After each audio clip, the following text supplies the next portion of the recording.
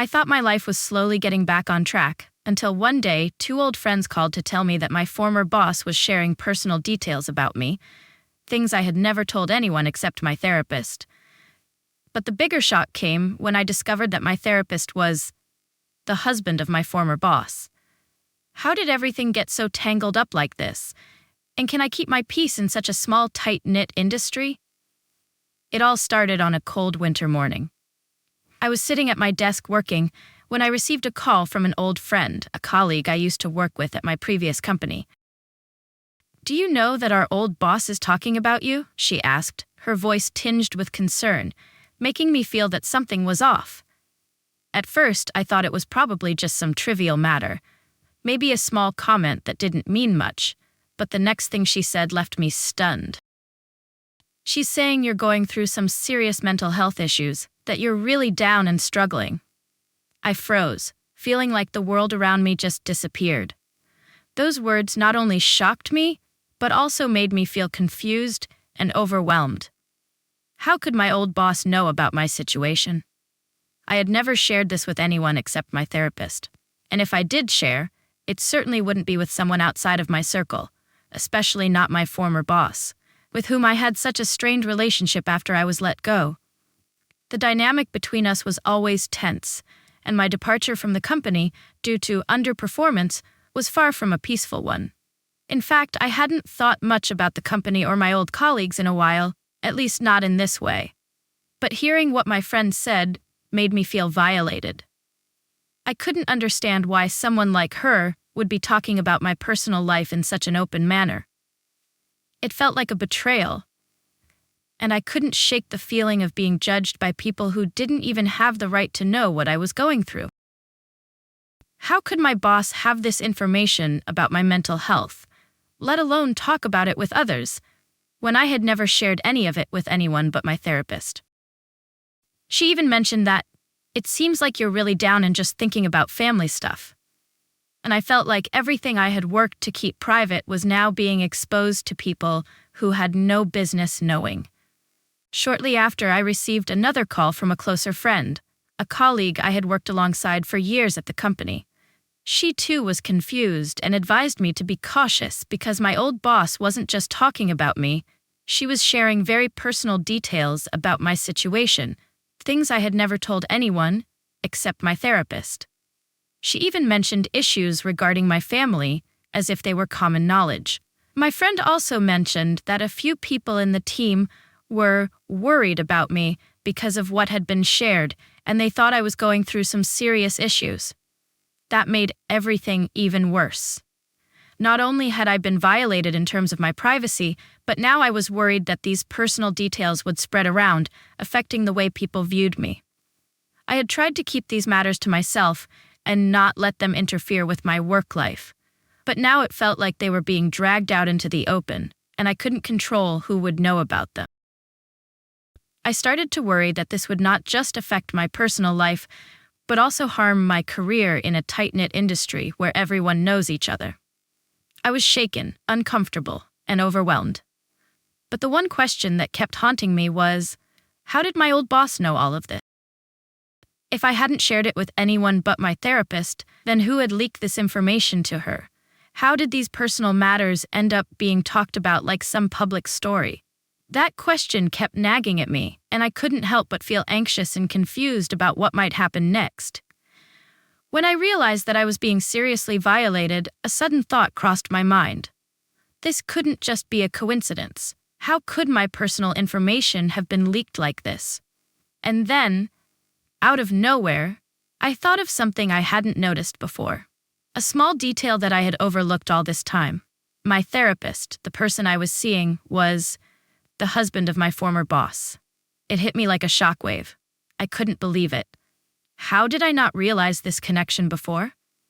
At first, I hadn't thought much about choosing this therapist. I even found his name to be quite common, just a name that didn't stand out, a name I never thought could be related to anyone from my past. But now, looking back, everything that had been happening seemed like a horrifying link I couldn't ignore. I suddenly remembered all those therapy sessions, the times I shared about my situation, the family issues I was facing, the feelings of frustration, and the struggles at work. The things I thought were kept within the four walls of the therapy room might have been dragged out into casual conversation in ways I never expected. From that point on, I started feeling very uneasy about the relationship between my therapist and his wife, my former boss. Had he been sharing anything with her? Had the stories I told in therapy been passed on to someone else? It felt like I was standing in the middle of a nightmare, unable to wake up from it. I even began to doubt whether my therapist was truly keeping things confidential. How could I continue to trust him when I wasn't sure about this connection? And if what I shared in therapy had been shared with his wife, the person I really didn't get along with, what could I do to protect my privacy? As I became more aware of this issue, I felt like I was trapped between two forces. On one side were the things I had shared during my therapy sessions, things that might now be dragged into the open and turned into gossip.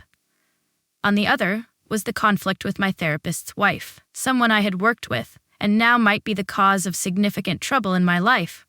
My relationship with both of them had never been good, and now these old tensions seemed to be resurfacing, forcing me to face a very uncomfortable situation. I couldn't help but wonder, if I continued seeing this therapist, was I complicit in the violation of my own privacy? Could I keep trusting the therapy process when everything around me seemed to be at risk of being exposed? This feeling of losing control was more unsettling than anything I had ever felt before.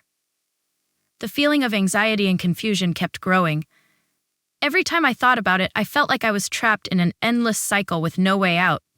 I decided I had to do something because I couldn't keep living in this unease. The only question on my mind was, could my therapist really keep secrets like he promised? And if not, what could I do to protect myself? I couldn't ignore it anymore. The sense of having my privacy violated was too strong. I couldn't just sit back and let what I shared in therapy be spread out like this. The thought of being watched and judged by people who had no right to know about me made me feel completely exposed, with no way to shield myself from this invasion. After a restless night, I decided to confront my therapist. I needed to know for sure whether he had violated confidentiality or not. But I also knew that facing him directly wouldn't be easy. I had to mentally prepare myself for a difficult conversation, not just with him, but possibly with his wife, someone I had no desire to speak with. The next day, I went to the office as usual, but the tension I felt was indescribable.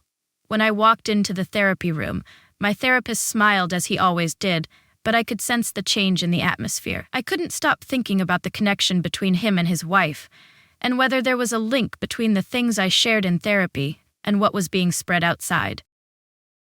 "Hi, how are you today?" he asked in his usual gentle tone, but I couldn't stay silent any longer. I gathered all my courage and started the conversation I had been thinking about for so long.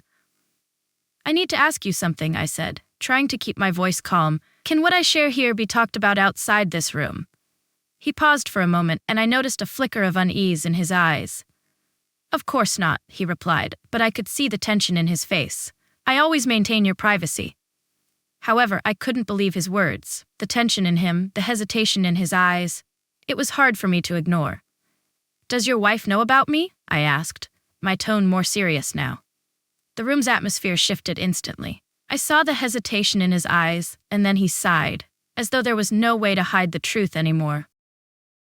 "Well, there have been a few times I've shared some information with her, but it's always been general things, nothing serious," he answered, but I could feel his uncertainty in his voice. Although he tried to reassure me, I couldn't deny that there was part of the truth being concealed, and my unease grew. When I left the therapy room that day, I felt like I had just received a shock. While my therapist had said things that somewhat reassured me, I couldn't shake the lingering feeling in my gut. Maybe I had trusted someone too much, and now I wasn't sure if I could trust him anymore. These doubts kept haunting me, making it impossible to continue therapy without a deep sense of unease. After the tense conversation with my therapist, I couldn't stop thinking about what had transpired.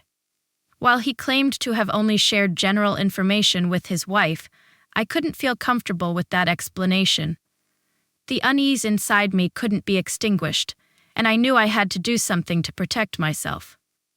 But the biggest question now was whether I could trust him anymore.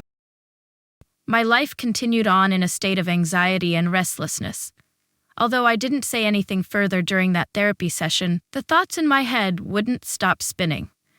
Every time I overheard a conversation in the office or ran into an old colleague, I feared they might mention something about what had been revealed about me. I tried to hold my emotions in check and not let this anxiety affect my work, but it was becoming increasingly difficult. My job was not easy, and in such a small industry, everything is closely scrutinized. Sometimes, even an offhand comment can harm your career, causing people to misjudge you or form unfair biases. So I worried that if these stories kept spreading, it could destroy the career I had worked so hard to build. I couldn't let gossip ruin everything. I started receiving more calls from old colleagues. Although they all claimed there was nothing major, these conversations only made me more worried. Some of them even mentioned how my former boss was talking about my issues and my instability. It felt like a shadow was slowly closing in on me. I had tried to cut off contact with people involved, but in such a small, professional community, it was hard to escape the attention of others. The rumors were becoming scarier. I started noticing changes in the way people around me were acting. It seemed like they were viewing me differently, no longer as friendly as before. I felt isolated in my own workplace. Although I had no concrete evidence to confront the rumors, I couldn't help but feel violated. I felt like I was standing at a crossroads. On one side was my career, the stability I had worked so hard to achieve, and on the other were the personal relationships that had been violated in a significant way. I had to make a decision, but I didn't know if I should remain silent and hope it all died down, or if I needed to act immediately to protect myself. As the feelings of anxiety and unease grew, I began to think about my next steps. But the truth was, I didn't know if I was strong enough to face all the risks this situation presented. What had happened wasn't just affecting me, it was impacting the entire professional community I was a part of, and I didn't know what I would have to face in the future. My life seemed to fall into a state of uncertainty, as if I were trapped between personal relationships being violated and work becoming increasingly stressful. My concerns about my private information being spread outside made it hard to focus on my job, even though I tried my best. The way my colleagues looked at me seemed different now, and the whispered conversations behind my back made it impossible for me to feel at ease. I decided I couldn't continue living in fear like this. Although I didn't have concrete evidence, I knew what was happening wasn't just affecting me, it was affecting my career too. My professional community, though small, was incredibly sensitive to any personal information. I realized that if I allowed this to continue, it wouldn't just stop at gossip, but could spread further and cause me to lose everything I had worked so hard for. In my mind, I kept seeing my old colleagues and my former boss, the people who had made me feel violated, whether intentionally or not. I knew I had to take action, but I didn't know where to start. The truth was, I didn't want to create a huge conflict, but I also couldn't let things pass quietly and risk losing my career and peace of mind. Eventually, I decided to seek support from someone outside the situation. I couldn't handle everything on my own. Contacting a lawyer became my only option. Although I wasn't sure if I could win a lawsuit, at least I would have a chance to protect my rights.